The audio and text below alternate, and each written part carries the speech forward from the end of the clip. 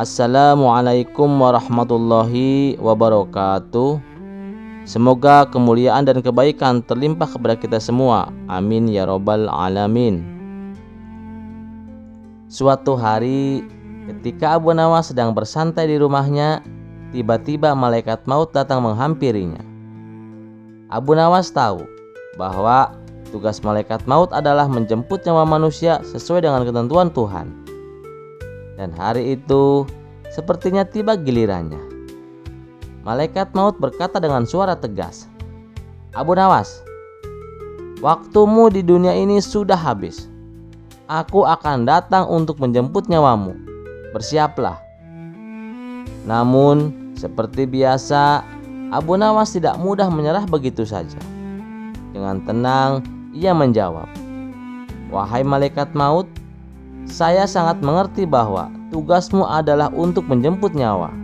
Namun, bisakah kau memberiku sedikit waktu untuk mempersiapkan diriku? Aku masih belum menyelesaikan beberapa hal penting di dunia ini."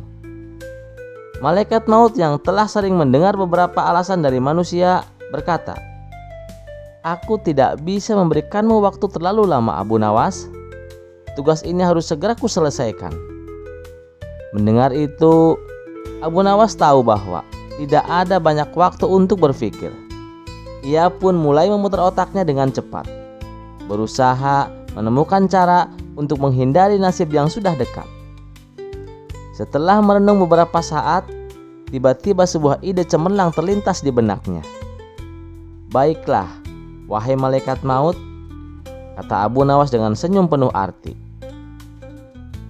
"Namun sebelum kau menjemput nyawaku, aku ingin mengajukan satu pertanyaan. Ini hanya sebuah teka-teki kecil. Jika kau bisa menjawabnya dengan benar, aku akan menyerahkan nyawaku tanpa perlawanan. Tapi, jika kau tidak bisa menjawabnya, maka kau harus memberi saya tambahan waktu untuk hidup." Malaikat maut yang merasa yakin dengan kemampuannya merasa tidak keberatan. "Baiklah Abu Nawas, apa teka-teki yang ingin kau ajukan?" Abu Nawas pun tersenyum dan berkata, "Begini, jika kau bisa menjawab di mana sebenarnya tempatku saat ini, maka aku akan menyerahkan nyawaku tanpa syarat." Malaikat maut sedikit terkejut dengan pertanyaan itu. Dengan tenang, ia menjawab, "Tentu saja kau berada di sini, di depan rumahmu. Bukankah itu jelas?" Abu Nawas menggelengkan kepala sambil tersenyum lebih lebar. "Tidak malaikat maut, itu salah. Aku tidak di sini." Malaikat maut kebingungan dan merasa penasaran. "Apa maksudmu Abu Nawas? Bukankah aku melihatmu di sini dengan mata kepalaku sendiri?" Dengan tenang, Abu Nawas menjawab, "Jika kau yakin aku di sini, coba periksa baik-baik.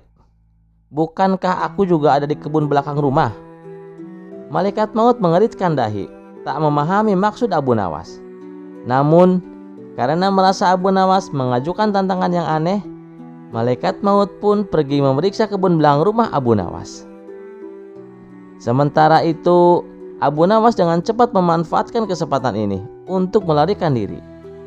Ia segera menaiki pohon besar di halaman depan rumahnya dan bersembunyi di antara dedaunan yang lebat. Setelah beberapa saat, malaikat maut kembali dari kebun dan tidak menemukan Abu Nawas di sana. Ia merasa heran dan mulai mencari di sekitar rumah, tetapi tetap tidak menemukan Abu Nawas. Malaikat maut mulai menyadari bahwa dirinya telah dikelabui oleh kecerdikan Abu Nawas. Dengan marah, ia kembali ke tempat di mana ia pertama kali bertemu dengan Abu Nawas. Namun, ketika ia tiba, Abu Nawas sudah lenyap. Setelah beberapa saat mencari, malaikat maut akhirnya melihat Abu Nawas yang bersembunyi di atas pohon. Dengan perasaan kesal, malaikat maut berkata, "Abu Nawas, aku sudah tahu trikmu. Kau memang cerdik, tapi tugas ini tidak bisa ditunda selamanya. Cepat turun dan biarkan aku menjemput nyawamu." Namun, Abu Nawas yang masih tetap tenang berkata dari atas pohon, "Wahai malaikat maut, sepertinya kau salah lagi. Aku bukan di atas pohon ini. Cobalah periksa di bawah pohon, mungkin aku di sana." Malaikat maut yang sudah mulai kesal kembali memeriksa Abu Nawas di sekitar pohon, berpikir mungkin Abu Nawas memang sedang mempermainkannya. Namun setelah beberapa lama mencari, malaikat maut tidak juga menemukan Abu Nawas di bawah pohon. Abu Nawas yang cerdik terus berbicara dari atas, "Wahai malaikat, kau harus lebih teliti. Mungkin aku bukan di bawah pohon, tapi ada di atap rumahku." Malaikat maut semakin bingung dan merasa dipermainkan. Tapi tugasnya adalah menjemput nyawanya, dan dia tidak bisa menyerah begitu saja. Setelah beberapa kali dikelabui, malaikat maut akhirnya menyerah dan berkata, "Abu Nawas, aku akan kembali nanti. Kau menang kali ini." Setelah malaikat pergi, Abu Nawas akhirnya turun dari pohon dengan lega dan tawa kecil. Ia berhasil mengelabui malaikat maut dengan kecerdasannya yang luar biasa dan mendapatkan tambahan waktu untuk hidup. Kisah selanjutnya. Sebagai seorang muslim, Abu Nawas sudah pasti mengimani bahwa kelak di alam kubur ia akan didatangi oleh dua malaikat, yakni malaikat munkar dan malaikat nakir. Malaikat ini bertugas menguji identitas keimanan warga baru di alam kubur. Pertanyaan yang diajukan malaikat itu mestinya tidak sulit, karena semua muslim sudah mendapatkan bocorannya. Ada 6 soal yang ditanyakan malaikat itu. Man robuka, siapa Tuhanmu? Madinuka, apa agamamu? Man nabiyuka, siapa nabimu? Makitabuka, apa kitabmu? Aina kiblatuka, di mana kiblatmu? Ma ihwanuka, siapa saudaramu? Sudah barang tentu Abu Nawas hafal di luar kepala dengan pertanyaan dan jawabannya. Masalahnya adalah dua malaikat yang datang itu melakukan teror dalam menguji. Selain berwajah seram dan menakutkan, makhluk ini amat kasar. Malaikat nakir bahkan membawa alat pemukul yang tanpa ampun akan menghajar pendatang baru yang salah dalam menjawab. Pokoknya, mental dan iman perlu tangguh untuk menghadapi teror seperti itu. Dan tidak semua peserta ujian bisa lulus, biarpun dia cerdas dan hafalnya ciamik sekalipun. Tak ayal, Abu Nawas pun terkadang bertanya-tanya pada diri sendiri, mampukah ia kelak menjawab pertanyaan kedua malaikat kubur itu? Sedangkan melihat fisik keduanya pun sudah terbayang begitu menakutkan. Abu Nawas memang bukan Umar bin Khattab yang konon berani melawan dua malaikat itu. Saat didatangi kedua malaikat munkar dan nakir, Umar justru balik menggeretak. "Lalu, siapa Tuhanmu?" tanya Umar. Kedua malaikat itu akhirnya mengenali siapa yang dihadapinya. Keduanya pun akhirnya pergi, meninggalkan sahabat Nabi Shallallahu Alaihi Wasallam tersebut. Mengingat kisah Umar dan dua malaikat itu membuat otak nakal Abu Nawas terusik. Tak ada cara lain pikirnya. Abu Nawas menyadari bahwa dirinya tak sebanding dengan Umar bin Khattab. Itu sebabnya ia mencari jalan lain, jalan mengelabui dua malaikat tersebut. Umar justru balik menggertak. "Lalu, siapa Tuhanmu?" tanya Umar. Kedua malaikat itu akhirnya mengenali siapa yang dihadapinya. Keduanya pun akhirnya pergi meninggalkan sahabat Nabi Shallallahu Alaihi Wasallam tersebut. Mengingat kisah Umar dan dua malaikat itu membuat otak nakal Abu Nawas terusik. Tak ada cara lain pikirnya. Abu Nawas menyadari bahwa dirinya tak sebanding dengan Umar bin Khattab. Itu sebabnya ia mencari jalan lain, jalan untuk mengelabui dua malaikat tersebut. Intinya, Abu Nawas ingin menyiasati bagaimana terhindar dari ujian malaikat munkar dan nakir. Abu Nawas lalu memberikan wasiat kepada keluarganya agar saat kelak dia meninggal dikafani dengan kain kafan yang sudah sangat usang. Keluarganya tentu saja bertanya-tanya. "Wasiat kok aneh begitu?" celetuk sang istri. Abu Nawas tak banyak komentar.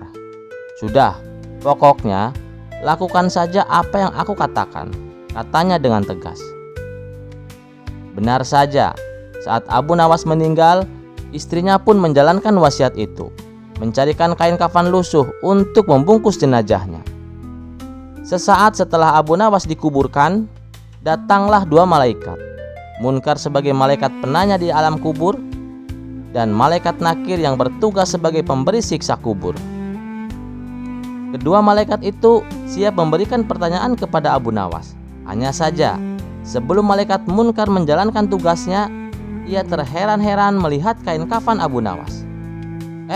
Ini penghuni lama," celetuk malaikat Munkar. "Coba lihat, kafannya saja sudah lusuh," lanjutnya. "Tapi ini tanahnya galian baru," bantah malaikat Nakir meragukan. Kedua malaikat itu pun ragu. Keduanya saling adu pendapat. Satu malaikat yakin kalau ini adalah mayat baru. Yang satunya meragukan lubang kubur yang mereka datangi ini dimasuki penghuni baru. Setelah perdebatan cukup lama, kedua malaikat memutuskan tetap menanyai Abu Nawas. "Siapa Tuhanmu?" ujar sang malaikat kepada Abu Nawas dengan suara menggelegar. Abu Nawas benar-benar ketakutan. Maka ia pun tak langsung menjawab. Setelah hening sesaat, Abu Nawas menyahut, "Apa kalian tidak salah alamat? Lihat, kain kafanku ini kan sudah usang. Berarti aku ini bukan penghuni lama, ya kan?" Kedua malaikat terdiam. Mereka memandangi Abu Nawas di sekujur tubuhnya. Memang kain kafan yang dipakainya sangat usang, namun tanahnya masih baru. Keduanya pun bertanya-tanya, apa mereka sedang dikibuli? Kisah selanjutnya. Dikisahkan ada seorang pemuda yang suka membuat onar di pasar. Terkadang tanpa sebab ia memukul pedagang yang tak sengaja menghalangi jalannya. Dan apabila ia membeli sesuatu, ia tak pernah membayar. Akibat perilakunya ini, para pedagang menjadi jengkel. Akan tetapi, mereka tak berani melawannya. Itu dikarenakan si pemuda adalah anak menteri istana. Sehingga kalau sampai bermasalah dengannya, bisa-bisa urusannya menjadi runyam. Pernah pada suatu hari, ada salah satu pedagang yang menghajar si pemuda karena saking emosinya. Menteri istana yang tak terima anaknya dipukul langsung memenjarakan si pedagang dan dilarang berjualan di pasar. Padahal si pedagang hanya membela diri karena dipukul duluan oleh si pemuda. Merasa selalu dibela ayahnya, kian hari kelakuan anak menteri semakin bertambah kurang ajar. Akhirnya para pedagang mendatangi rumah Abu Nawas untuk meminta bantuan kepadanya. "Bagaimana ini Abu Nawas? Apa yang harus kita lakukan?" tanya mereka. "Kalau dia memang keterlaluan, laporkan saja kepada Tuan Hakim," saran Abu Nawas. "Percuma Abu Nawas, kami sudah pernah melakukannya, tapi Tuan Hakim tak berani bertindak," ujar mereka. Mendengar itu, Abu Nawas pun menduga kalau Tuan Hakim telah disuap oleh menteri istana. "Ya sudah, begini saja. Besok aku akan pura-pura jadi pedagang. Nanti kalau anak menteri itu berbuat macam-macam, kita keroyok saja rame-rame," kata Abu Nawas. "Waduh, kalau itu kami tidak berani Abu Nawas. Bisa-bisa kami semua masuk penjara," sahut mereka. "Kenapa takut? Bukankah kalian hanya membela diri?" timpal Abu Nawas. "Ya benar, tapi kami bisa kena pasal main hakim sendiri," jelas mereka. "Oh, jangan khawatir soal itu.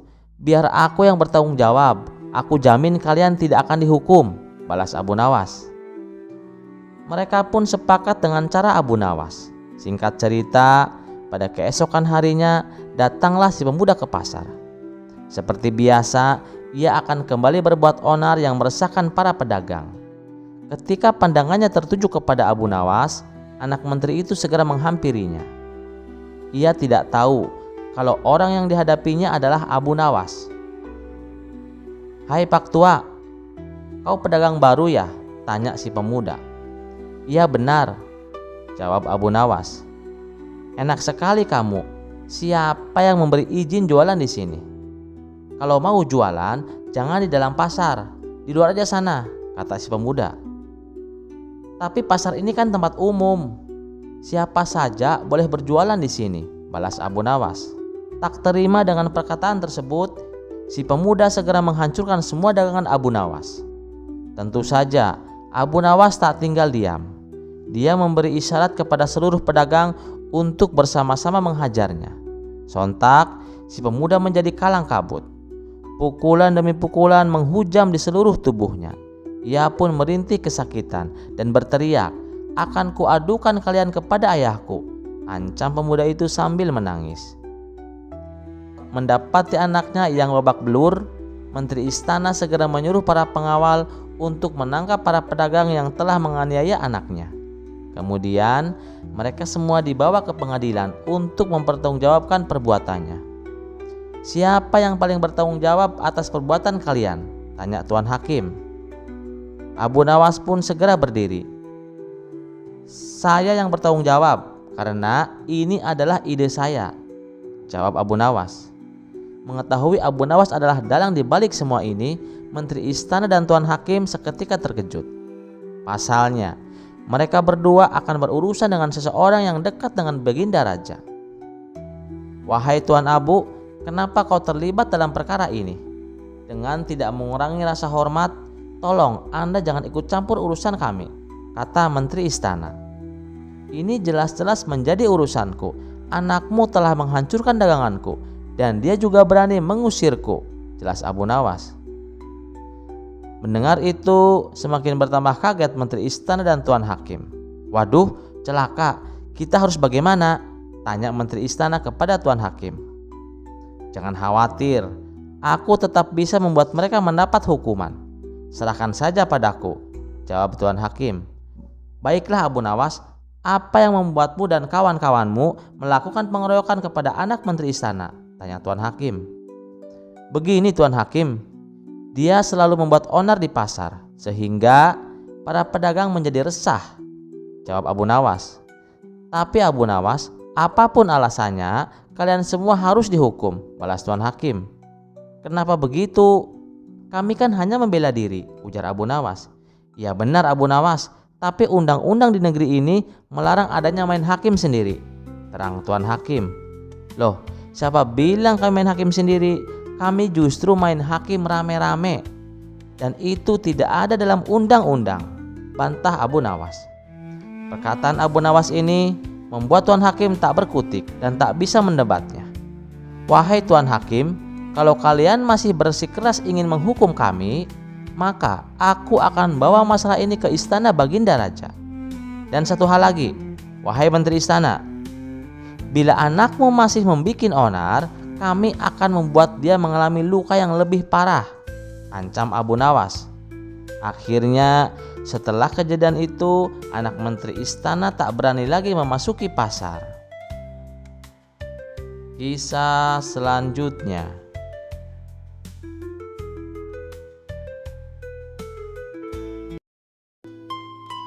Pada suatu hari, Istana Baginda Raja kedatangan tamu sekelompok orang Sia. Tujuan mereka adalah ingin menantang debat agama kepada para ulama di kota itu. Sebagai tuan rumah yang baik, tentu Baginda Raja menyambutnya dengan ramah. Setelah mereka dipersilahkan duduk, salah satu dari mereka berkata, "Maaf Paduka yang mulia, bukannya kami bermaksud kurang ajar, tapi kami hanya ingin menguji sampai seberapa tinggi ilmu agama para ulama di kota ini." Baginda Raja membalas, "Oh, tidak apa-apa. Saya justru malah tertarik sekaligus bisa menambah wawasan ilmu agama." Baginda Raja lalu memanggil beberapa ulama di kota Baghdad yang berilmu tinggi. Tapi sayangnya saat berdebat, tak ada satupun ulama Baghdad yang bisa menandingi keilmuan sekelompok orang Syiah. Kala itu Baginda Raja hampir saja menanggung malu. Pasalnya Para ulama yang ia andalkan harus menelan kekalahan. Tiba-tiba penasihat istana membisikkan sesuatu ke telinga Baginda Raja. Kenapa tidak undang saja Abu Nawas? Orang seperti mereka pasti akan kewalahan menghadapinya, ujar penasihat istana menyarankan usulan. Penasihat istana membuat Baginda Raja merasa mendapatkan angin segar. Ia pun langsung menyetujuinya. Kemudian Baginda Raja berkata kepada sekelompok orang Syiah, "Di kota ini masih ada seorang ahli ilmu yang juga tak kalah cerdas. Apakah kalian berani?" tanya Baginda Raja. "Tentu saja Paduka. Siapa orangnya?" "Segera hadirkan ke sini," tantang mereka. Maka diperintahkanlah beberapa pengawal istana untuk menjemput Abu Nawas di rumahnya. "Tuan Abu Nawas, Anda diperintah Baginda Raja untuk segera menghadap ke istana," kata salah satu pengawal. "Ada apa? Bukannya kemarin aku sudah ke istana," jawab Abu Nawas. "Benar Tuan Abu Nawas, tapi kali ini Baginda Raja sangat membutuhkan Anda," balas pengawal. "Memangnya kenapa?" tanya Abu Nawas penasaran. "Di istana ada sekelompok orang Syiah. Mereka menantang debat ilmu agama kepada siapa saja," jawab pengawal. "Kenapa tidak diundang saja para ulama? Tentu mereka lebih pandai daripada aku," ujar Abu Nawas. "Sudah Tuan Abu Nawas, tapi mereka semua tidak bisa berkutik," kata pengawal. Akhirnya Abu Nawas pun terpaksa memenuhi panggilan Baginda Raja. Singkat cerita, sampailah Abu Nawas di istana. Di sana nampaklah para ulama Syiah sedang duduk berkumpul di sebuah aula kerajaan. Tidak seperti biasanya, Abu Nawas memasuki aula sambil menenteng sandal miliknya. Melihat hal itu membuat Baginda Raja dan sekelompok orang Syiah dibuat terheran-heran. Kemudian sekelompok orang Syiah bertanya kepadanya, "Kamu ini aneh, kenapa kau tenteng sandalmu masuk ke dalam?" Dengan santainya Abu Nawas menjawab, "Saya teringat peristiwa zaman Rasulullah masih hidup. Para kelompok Syiah suka mencuri sandal, makanya saya bawa masuk takut sandal saya hilang." Jawaban Abu Nawas tersebut sontak membuat sekelompok orang Syiah semakin bertambah heran. Begitu juga dengan Baginda Raja. "Kamu jangan mengarang cerita palsu. Zaman Rasulullah, ajaran Syiah belum ada," protes mereka. "Kalau begitu, diskusi perdebatan kita selesai. Dari mana ajaran agama Islam kalian? Kalau di zaman Rasulullah saja belum ada Syiah," balas Abu Nawas. Kemudian Abu Nawas langsung loyor pergi meninggalkan mereka. Sementara sekelompok orang Syiah itu tidak bisa membantah pertanyaan Abu Nawas. Baginda Raja yang menyaksikan hal itu seketika tertawa terpingkal-pingkal sambil memuji kecerdasan Abu Nawas. Kisah selanjutnya. Abu Nawas tengah menikmati sore hari di warung kopi favoritnya. Dengan segelas teh di tangannya, ia asik mendengarkan cerita-cerita riang dari orang-orang di sekitarnya. Tiba-tiba, seorang ulama terkenal dari negeri tetangga memasuki warung. Dengan tatapan tajam, ia menghampiri Abu Nawas dan duduk di sebelahnya. Ulama itu yang dikenal dengan ilmunya yang luas langsung memulai percakapan dengan nada menantang. "Aku dengar kau orang yang pandai Abu Nawas. Bagaimana jika kita berdebat soal agama, terutama tentang kitab Injil?"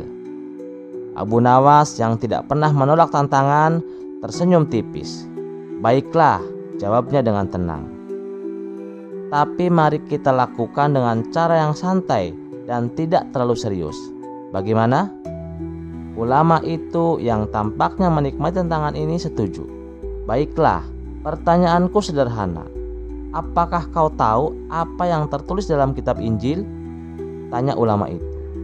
Abu Nawas berpikir sejenak sambil mengusap janggutnya. "Tentu," katanya dengan santai.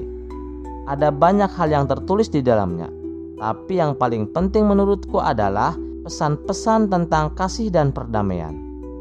Mendengar jawaban itu, ulama tersebut tersenyum sinis. "Kau licik sekali Abu Nawas. Itu jawaban yang sangat umum. Aku ingin jawaban yang lebih mendalam. Bisakah kau menyebutkan satu ayat saja dari kitab Injil? Abu Nawas mengerutkan dahi, lalu tanpa terburu-buru berkata, "Baiklah, tapi sebelum aku menjawab, mari kita berbuat adil. Biarkan aku bertanya satu hal padamu terlebih dahulu." Ulama itu penuh percaya diri, menyetujui tantangan balik tersebut. "Silahkan," kata ulama itu. Abu Nawas tersenyum lebar. "Kau tentu tahu bahwa kitab Injil ditulis dalam bahasa Aram Ibrani dan Yunani. Jadi, bisakah kau menyebutkan satu ayat dari kitab Injil dalam bahasa aslinya?" Sejenak, ulama itu terdiam. Ia tampak bingung, lalu berkata dengan sedikit ragu, "Tentu saja aku tidak bisa. Aku tidak fasih dalam bahasa-bahasa itu." Abu Nawas tertawa kecil. "Nah, kau bertanya soal kitab Injil, tapi kau sendiri tidak bisa menyebutkan satu ayat pun dalam bahasa aslinya. Bagaimana kita bisa berdebat tentang sesuatu yang tidak kita pahami sepenuhnya?" Orang-orang di warung kopi yang mendengar percakapan itu mulai tertawa, terhibur oleh kecerdikan Abu Nawas. Ulama itu yang tadinya begitu yakin, kini tersenyum keciut, menyadari kekalahannya. "Baiklah Abu Nawas, kau menang kali ini," kata ulama itu dengan nada mengakui. Abu Nawas dengan bijaksana mengangkat gelas tehnya dan tersenyum. "Tidak ada yang menang atau kalah di sini, saudaraku. Yang penting dalam belajar kita harus saling menghormati." Suasana di warung kopi berubah menjadi lebih hangat, penuh dengan tawa dan rasa hormat. Orang-orang yang tadinya mendengarkan dalam diam kini tersenyum, mengagumi kecerdasan dan kerendahan hati Abu Nawas. Terima kasih sudah mendengarkan cerita ini. Sampai ketemu di cerita selanjutnya. Wassalamualaikum warahmatullahi wabarakatuh.